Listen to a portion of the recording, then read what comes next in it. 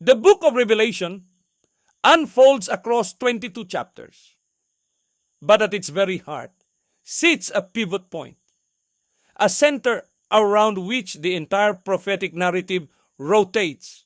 Revelation 12. This is not just another chapter. It is a deliberate signal from the Creator.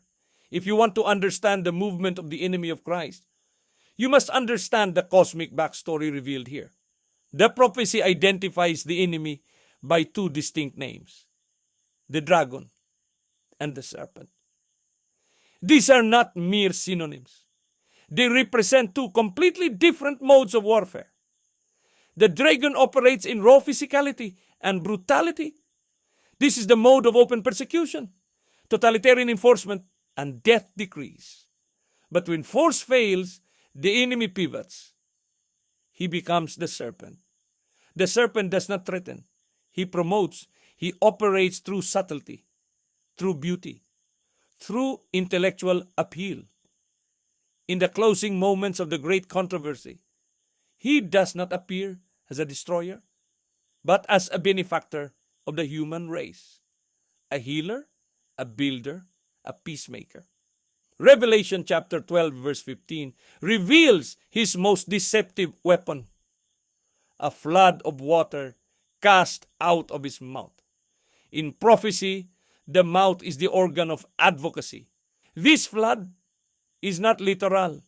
It is a global advocacy campaign, a theological and political gospel, a message of human dignity, peace, sustainable development, a vision of life and flourishing, designed to carry the entire world away in its current. And this brings us to the bottleneck of the final conflict, the choice between two competing millenniums.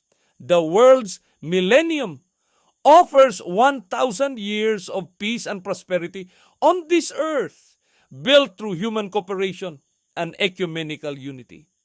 It claims man builds the kingdom, and then Christ returns to inherit what humanity has prepared. But God's millennium is the complete opposite. Christ comes first. He gathers his sealed remnant and brings them home. The 1,000 years are not on earth, but in heaven. And the earth desolate, a great Sabbath rest after 6,000 years of sin. So why can't the remnant be carried away by the serpent's flood? Because they possess the testimony of Jesus Christ. The most reliable information. Their perception has been healed. Their minds are settled. They understand the pattern. God creates. Man enters.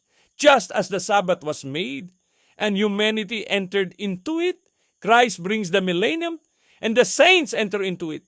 The 7,000 years cannot be built by human hands. The dragon is wrought because his deception is failing. The world is choosing a millennium built on earth. But the chosen are looking to 1,000 years in heaven with Christ. This is the choice.